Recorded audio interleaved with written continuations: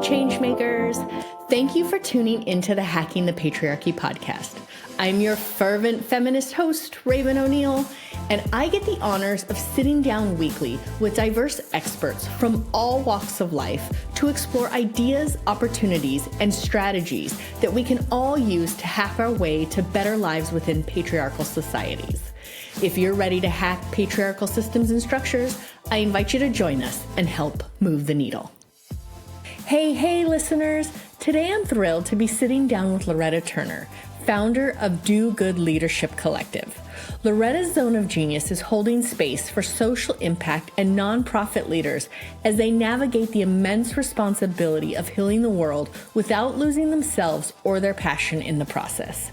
As a strategic guide and steady presence in the face of volatility, uncertainty, complexity, and ambiguity, Loretta has transformed how mission-driven organizations approach leadership and well-being. Her unique approach combines practical strategy with deep empathy for those on the front lines of social change. Please join me in offering Loretta a warm and heartfelt welcome to our conversation today. Welcome to the show, Loretta. I'm excited to have you on today. We are going to be talking about nonprofit work, which is exciting because it's timely considering the political landscape, what's happening with the government, what is happening with nonprofit and their funding. So we can dive into all of that. I think a great starting place is just to look at your background and how we got here.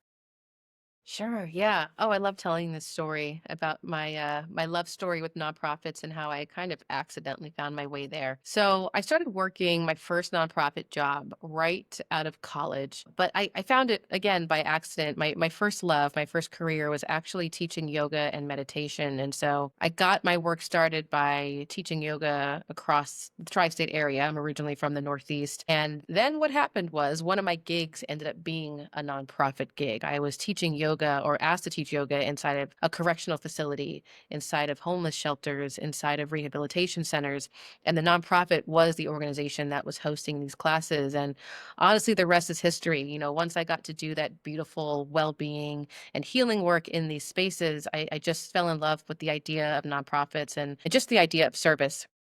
And so fast forward, goodness, probably almost 15 years later, I've worked with a number of nonprofits. I've done everything from managing volunteers to fundraising to hiring to operations. But more recently, in the last couple of years, I actually took a bit of a leap and I no longer work inside nonprofits, but instead I've built a brand that is fully in service to nonprofits. And the work that we do at Do Good Leadership Collective is that we help nonprofit and social impact professionals do good and be well. And what that translates to is we offer support and resources and programming that is all focused on the well-being and the care of our nonprofit sector. Very timely too, because I imagine that they need the support now more than ever. And taking that leap allows you to have a bigger impact or a greater impact because now you're supporting multiple nonprofits, not just one. Yeah, that's exactly right. And that's, the beautiful thing about being in nonprofit work is for the individual, it's what we call like a double bottom line. And it's true of the organization as well. You get a job to some degree because you got to pay your bills, right? You need a salary to survive in this world.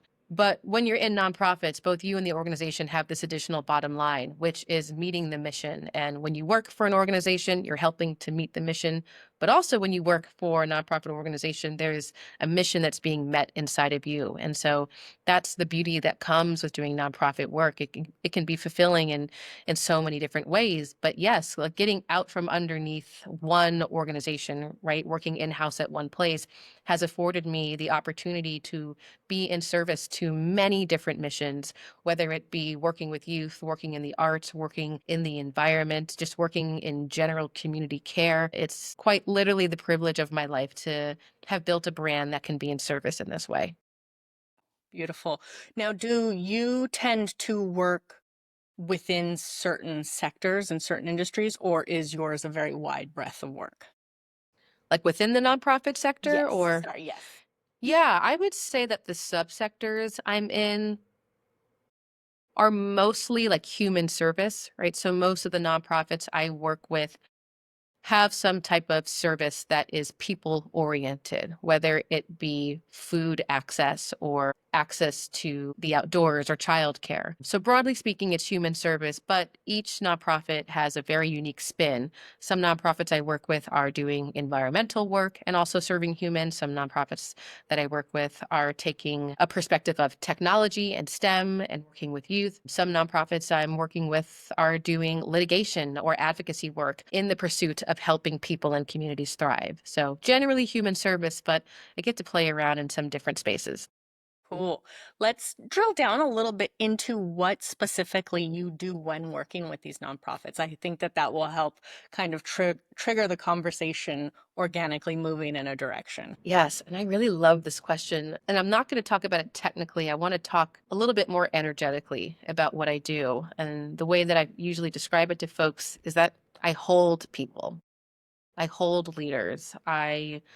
I see now, especially over the last couple of years, but especially in this year in particular, that nonprofit and social impact leadership, I mean, in general, all leadership is really tricky to navigate. And I often hear that leadership can feel really lonely. I think especially too, the higher up you are in the org chart, the higher up you've climbed the ladder, so to speak, the lonelier it gets. And I see a lot of leaders right now, a lot of unique leaders that have very unique lived experience. And what I mean by that is there are a lot of people that run these organizations that do it from the heart. They do it because the people that they want to serve are also people that are them, right? They have lived experience with a lot of the communities or the places that they want to be in service to. And so all that to say, these leaders are bringing such unique perspective to what feels like an impossible job and what feels like they have to make impossible decisions right now. So my role and the work that we do at Do Good Leadership Collective is really about holding space for leaders to figure out how to lead well, figure out how to take a well-being approach to their leadership, to figure out how can they center care and belonging and resilience as they find the courage to keep moving forward in this work. And again, it's such a privilege to be able to look at these leaders and to see all of their power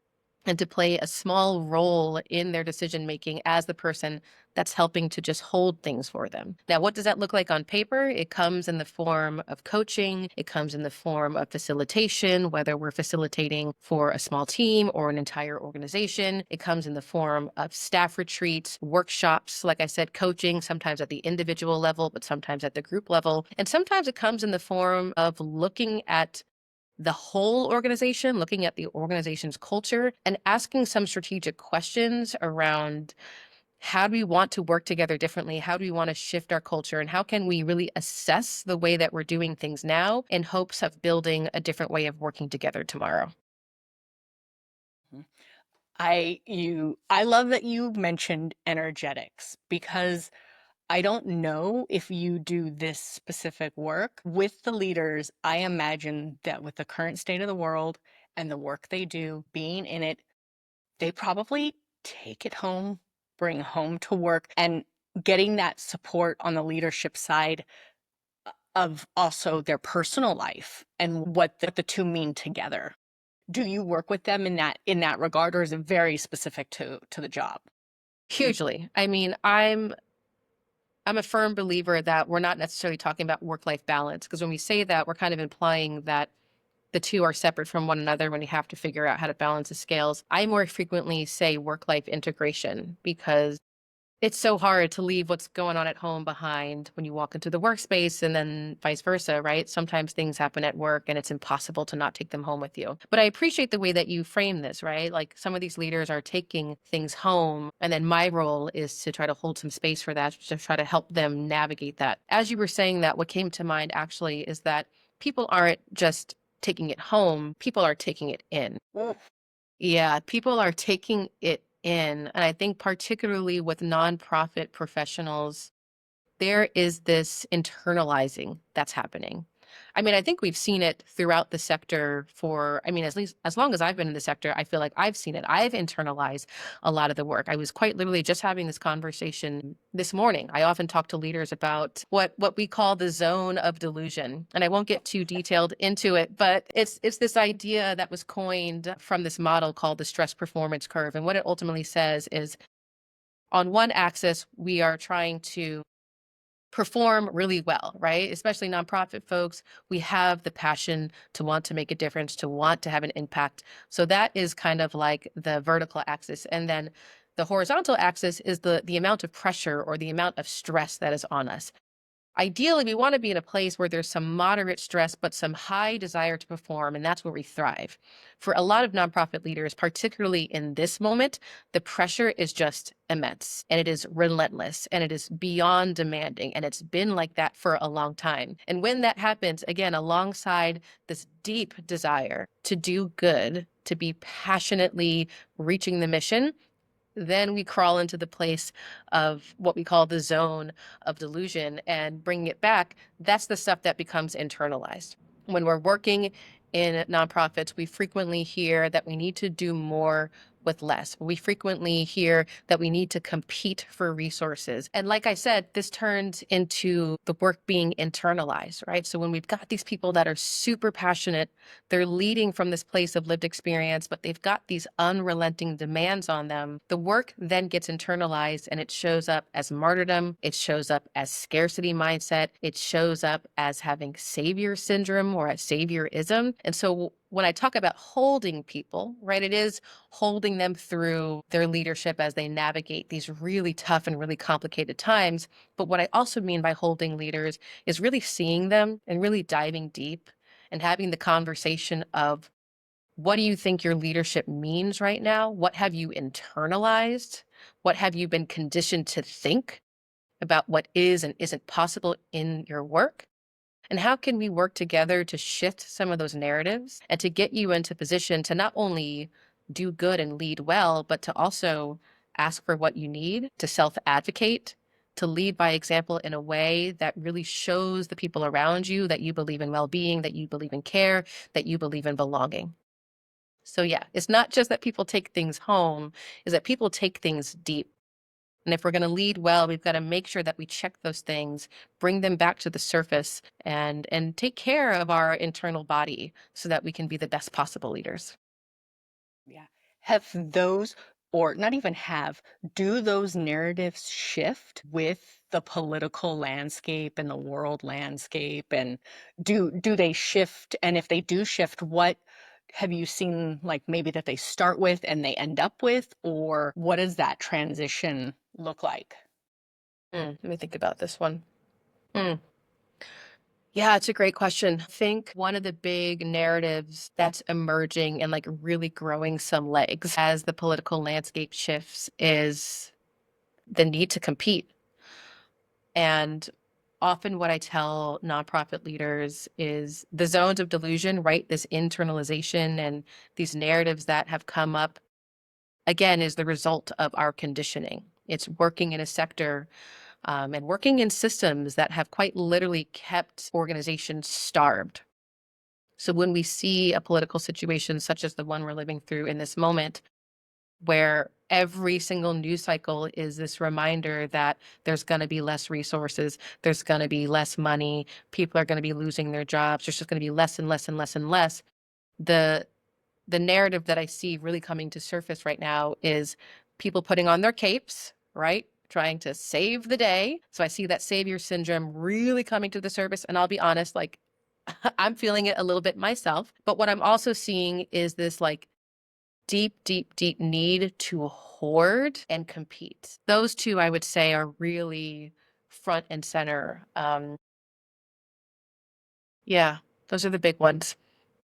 Man, the juxtaposition of the fact that these organizations are attempting to do good human work with the Mm, juxtaposition of having to be in that scarcity competition, that that just actually that sounds toxic. It sounds so hugely. unhealthy.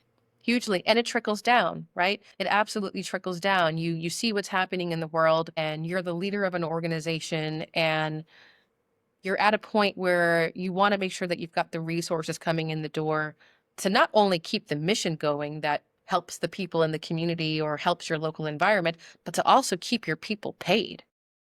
And that's what I mean by it gets so internalized. I'm seeing these leaders that are taking on so much of what's coming down the pipeline and not knowing what to do and feeling so scared and feeling so responsible.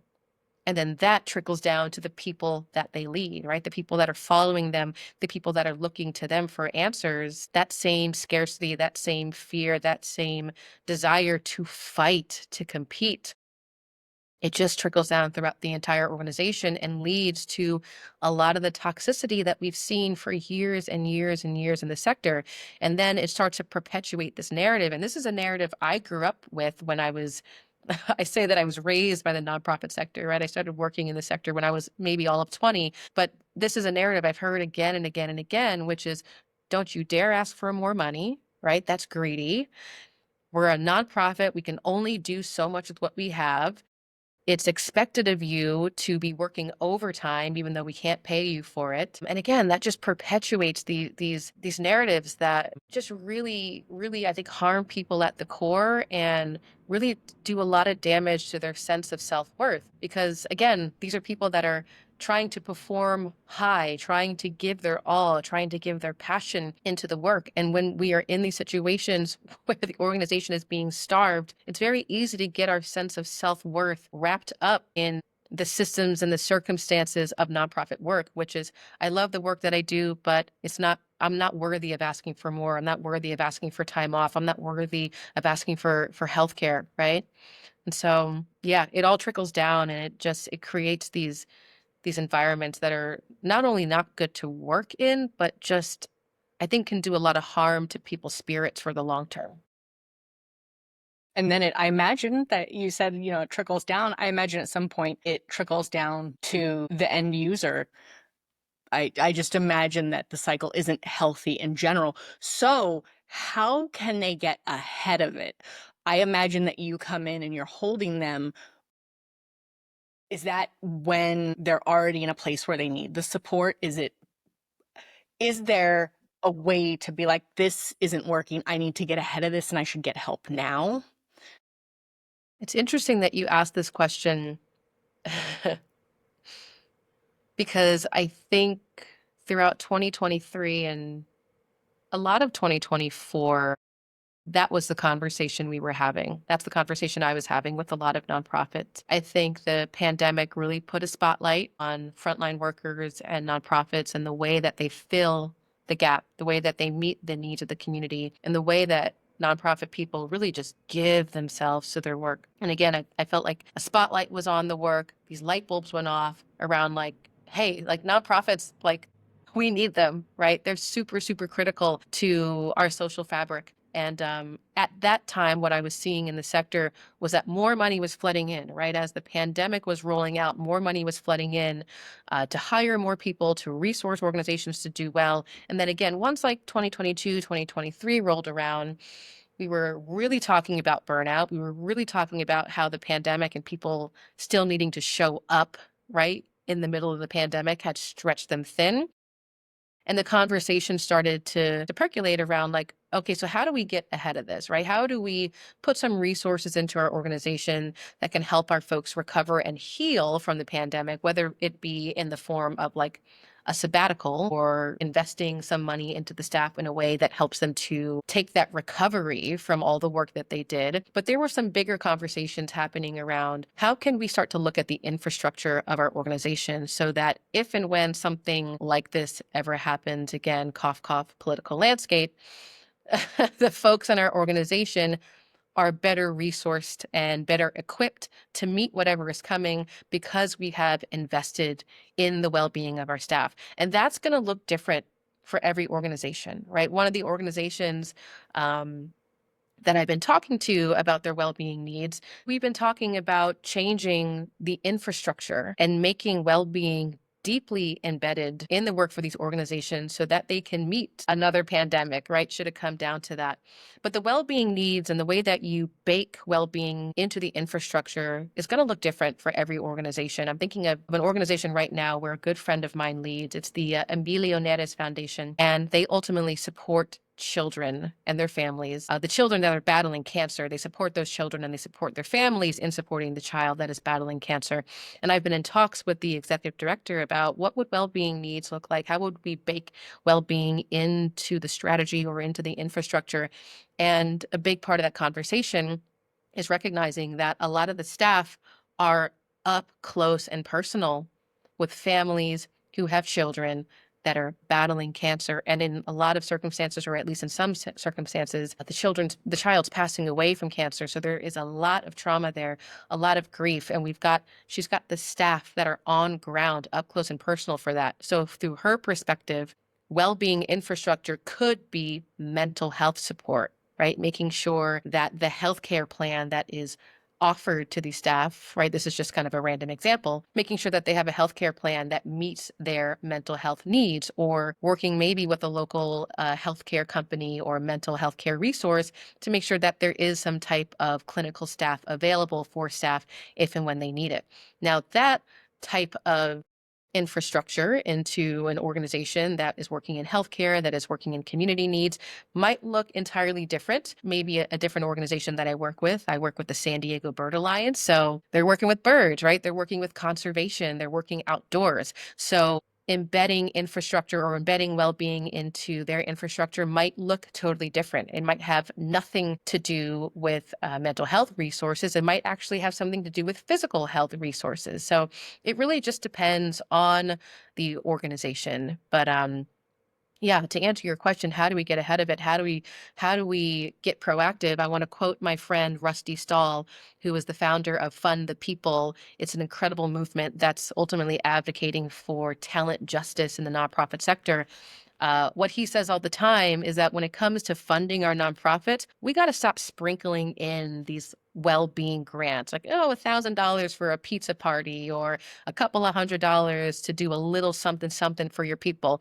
We have to start to take well-being more seriously on a deeper level and work in community, work in co-creation with these leaders and ask them meaningful questions. Ask them, what would it look like? What would it feel like to do your work well? And how do we invest in that? That's a sage advice that I think we could all use, whether nonprofit or not. Yeah. Yeah. And to build on that, we were having that conversation 2023, 2024. I felt like we were building some momentum, or at least I saw at least a half a dozen organizations that were like, we're ready. We're ready to do that work. We're ready to give this a look. But now we've had this major shift, this major pivot where we're back in this starvation cycle. We're back in this place of uncertainty. And I'm going to do my best here to recognize that, nonprofits are obviously not typically self-funded, right? A lot of nonprofits get their dollars from the community. They get their dollars from funders or other institutions. And it breaks my heart when I see these organizations who in one moment feel like they have the resources, feel like they have the opportunity to be proactive around their health and sustainability. And at the drop of the hat, the resources can just disappear. And, it's just so difficult to see that so much of nonprofit leadership decision-making is so dependent on factors and circumstances that are outside of their control. And it's really difficult right now in 2025 to see these leaders who I know desperately want to make that proactive well-being investment, but they just can't, right? They just can't make that decision right now because they're faced with the impossible choice of, how do I keep my people paid? How do I make sure we're still getting resources to people in the community?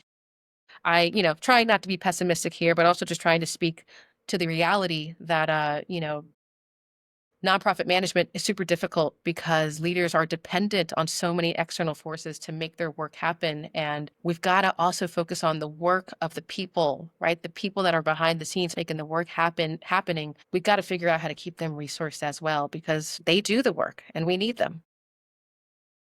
I'm actually so glad you mentioned that, because that, I imagine, is a huge point of stress for leaders.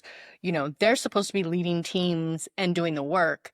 And if they're leading, then most likely their focus is fundraising, which right now, this is not the environment you want to be doing it in. Right. Yeah. Yeah, I agree. Gosh. I don't know what else what else more to say on that. I just, yeah, totally agree. It's just I have a question, actually. sure. We'll dig into it a little bit with a little bit of a pivot, I guess. Leaders who are in this position right now kind of balance what they're feeling. So again, I know that they need to do the work and they need to lead, but they also need to fundraise. How might they balance that with what they have to get done? Or how do they get rid of that mindset? I imagine that that's a longer process than we have time for. Yeah, that's lifetime work. Shedding that mindset is lifetime work. Gosh, Raven, I really wish I had like an answer that would solve all those problems. So I'll just keep it really real and answer in a way that feels authentic to me. The first thing that comes to mind is that we are not alone. Individual leaders that are going through this, myself included, right? I might not be running a nonprofit, but I'm still running a business, and recognizing that my business is mostly nonprofit oriented, I'm also impacted by these shifts. And like I said before, leadership can feel so lonely, right? You can feel like you are alone in your decision making. And so the first thing I would recommend for folks is debunk that. You are not the only one that's going through this. And this is, for many of us, the first time that we're going through this, or at least going through this in this way. And so what I recommend is talk with your peers, talk with other leaders, and don't be afraid to ask for help. Don't be afraid to soften, to be vulnerable, to break down, to pick up the phone, and to reach out to your people, make the phone calls that you have to make, send the messages that you have to send to help get some clarity, to help get some answers. I quite literally did this 2 days ago. I kind of hit a moment where I was like, I got to do all of the things, right? I got to show up and I got to send that thing and I got to try to hit my revenue goals, right? And that's all balanced with this deep fear of uncertainty of like, I don't know what I'm going to do in the next quarter or the quarter after that. And so what I ended up doing is I reached out to my peers, and my peers include some other entrepreneurs, but they also include nonprofit leaders. They include people that are retired. They include people that are younger than me. Huge, expansive network of people that are all living through this moment. And I asked my community for help. One of the things that I asked for, and let's not forget this, right? When we ask for help, it doesn't always have to be a tangible resource. It doesn't always have to be, hey, I need the cash, or hey, I need the connection. Sometimes asking for help is just recognizing where the gap is for you mentally and emotionally. And what I recognized for me is that my confidence had taken a beating. I was just not feeling myself. So some of the texts that I sent to my peers was, y'all, I'm not feeling like myself. Can you send me like just a couple of sweet messages, or can you send me a testimonial, especially if we've worked together or you've come to an event with me, to just remind me about the importance of my work, or just to remind me about the power of my leadership? So in some circumstances, I just asked for people to say loving and kind things for me, and it was so helpful. In other circumstances, I did ask for more tangible resources. I asked for an introduction. I asked for just direction as far as getting an answer to something. I even talked to my tax guy today, and I was like, hey, I need help trying to figure out how to do A, B, and C. Like, I just need your help with this. So I think the big thing here is like, just remember that you're not alone. We're all really trying to figure this out together. I don't think any of us have the best or the perfect answer on how to get through this. And I think that's actually the beauty of it, right? We all get to figure out the answer together. Something I've been telling myself over and over, it's been a mantra that kind of just found me by accident, is to remember to live the process. Live the process. Be present in all that is happening. When we are stuck in that moment and it's just so overwhelming and we don't know where to do and we don't know where to go, just be present with that. Because the more that we can practice presence, the more that we can practice honesty, the more the answers will emerge. And that might sound a little bit woo-woo, but I'm just trusting that if I don't pretend like it's not happening, if I don't try to compartmentalize, if I don't force myself to just grind and keep going and power through, and I just take a moment to soften and to be vulnerable and just to be honest about what the experience is like for me, then I actually do find the guidance and the courage on how to keep going forward. The last thing I'll add is to remember to rest. Remember to rest. I know that that sounds so counterintuitive right now, right? There are a million things that were needed to be done yesterday. How dare we take a break? How dare we use the PTO? How dare we book the vacation? But similarly, when we take the time to rest, we give ourselves an opportunity to turn off. We give ourselves an opportunity to find clarity. And it's often in those spaces where the answer and the direction comes from. I want to add that that was so beautiful, and it was so beautiful, and it's not just for nonprofits. It's not just for the people doing that work. That is for everybody. And I do feel like most of my interviews this year so far have had a fair amount of rest in the conversation, because actually the very first episode of the year, she said rest is resistance, which I loved, because that's where we're at. Like, what, this is not going to end next month. This is not going to end in 6 months. This is a long fight. And if we're going to fight, we're going to have to tag each other in, tap out for a moment, take a nap, rest, recoup, recover. You mentioned a couple things that I just want to highlight, which I think are super important. One is community. I do feel like nonprofits, you got big mission, you've got a big vision. You tend to be tunnel vision in getting it done. And almost to a degree, I feel like the nonprofits I know, they don't work in a community. They work with the community, but they don't work in community with each other. And now is the time to go get that support. Get that support from everyone and anyone you can, and ask for the help. I love that. I agree. And I will speak on my behalf on something that I'm really learning right now. I am by no means an expert in politics or an expert in economics, but I think what I've observed is part of the reason we are in this political situation is because of, on the part of many people, selfishness, individuality, and the ego getting the best of us. And I can have some empathy for people who made a decision, made a vote as a way to protect their needs, their homes, their family. I can understand that, especially when places or when we're living in times that are uncertain. I can understand the need to want to protect yours. And I think where we're at now is we're seeing some of the consequences of that. And while it might feel at the individual level that we as individuals have to make decisions solo, have to make decisions alone, have to figure it out by ourselves, I think we need to change that thinking. A good friend of mine actually helped me work through that the other day. I had sent them a long voice memo, borderline panicking. And he's like, I have all these ideas and I want to do this and I want to do that. And I want to go here and I want to send this thing to that person. I was just trying to get some guidance and trying to get some feedback on, what he thought of some of my ideas. And he offered me this beautiful reflection and this reframing of, well, how can you actually just build upon and join something that someone's already offering or that someone's already thinking about offering? And it was such a good check for my ego, because it took me first out of this place of like, this is my responsibility to figure this out. And instead said, oh no, this is our collective responsibility. And if I have a good idea, I'm sure there's at least another half dozen people in my own neighborhood that also have good ideas. So what does it look like to take the I out of the situation, to soften my ego, to pull away from individuality and be open to getting out into the community and saying, hey, what can we do? This is what I can offer. This is the lane that I'm in. This is the gift that I bring, but I don't want to do this by myself. And if we're going to continue to meet the gap, if we're going to continue to meet the needs and take care of the people, then we have to work together with the people. We all have to come together and put our gifts forward. And that is true not just of the communities that are similar to us. It's maybe even true of some of the communities that we haven't worked with or we haven't considered before. This is going to take all of us.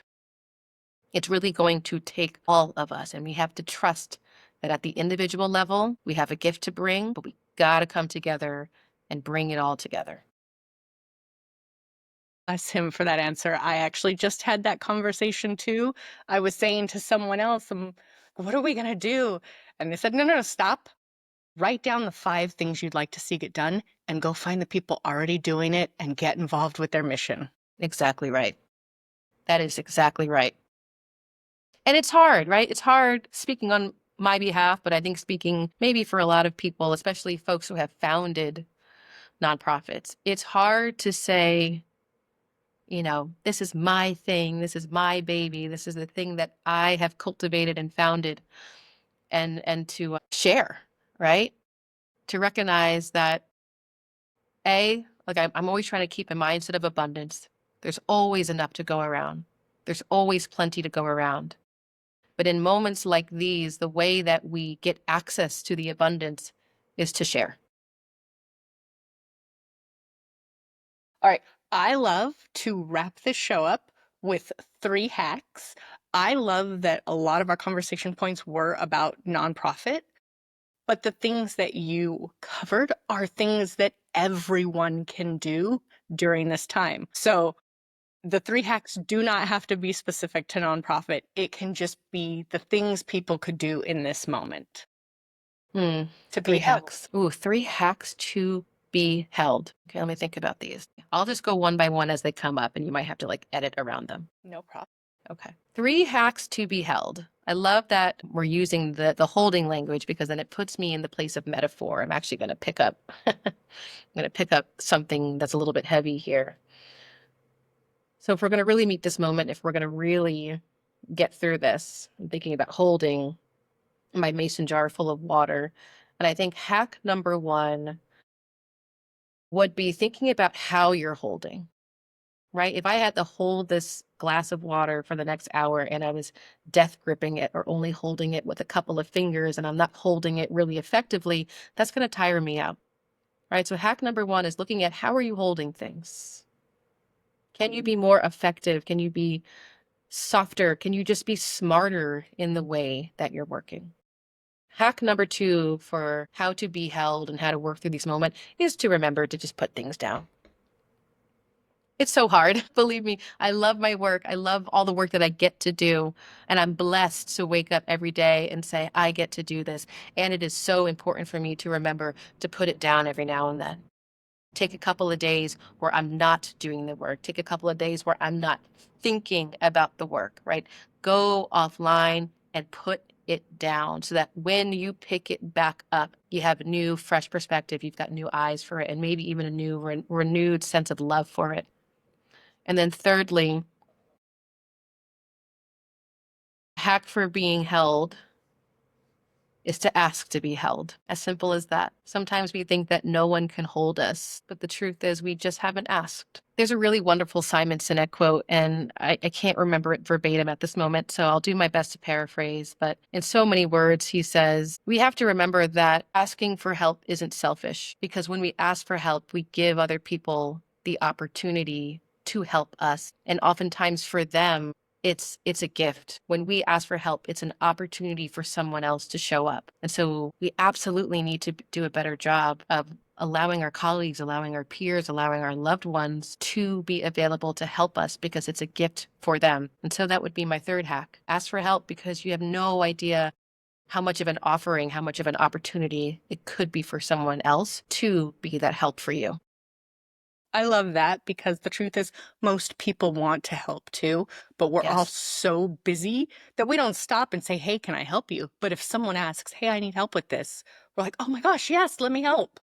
Yeah, I'm feeling that right now, right? Like I said, a couple of days ago, I asked for help, and the way that my community has rallied, my heart is so warm with the offerings. And when I, say thank you, and I talk to my peers who were able to show up for me recently, I could just see in their tone, I could see in their eyes that it brought them joy to be able to show up for me, right? And that's just so special. So let's just make sure we're asking more, because people want to help.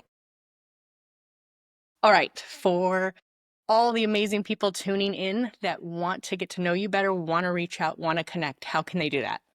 Sure. So if you want to connect with my brand, if you're a nonprofit leader, you're in a social impact space, and you're really, really curious about all things well-being, check us out at dogoodleadershipcollective.com. We are under the name Do Good Leadership on Instagram and on LinkedIn. But if you want to more so just connect with me as an individual, I'm also on LinkedIn. It is Loretta Turner, MA, ACCCNP. Got all the alphabet after my name. But nonetheless, you can find me on a number of different platforms, and I'm always, always, always open to having good conversations with good leaders that want to do good in the world. Amazing. And I will put all of that in the show notes, all of your links that I have in the show notes so people can easily connect. Loretta, thank you for taking time out of your day to speak with us today. It has been so insightful, heartwarming, and important. So thank you. Thank you. Thank you for having me. I really appreciate that we brought attention to the good work that's happening in our nonprofit landscape. Thank you so much for tuning in and listening to today's episode. For all the juicy deets on this episode, be sure to check out our show notes or give us a holler on Instagram at Hacking the Patriarchy Podcast. And if you enjoyed this episode and you'd like to help support this podcast, don't be shy. Please share it with your friends.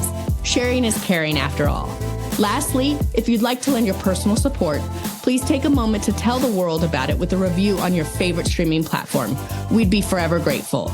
Tune in again soon to enjoy a brand new episode of the Hacking the Patriarchy podcast. And until next time, keep on hacking, my friends.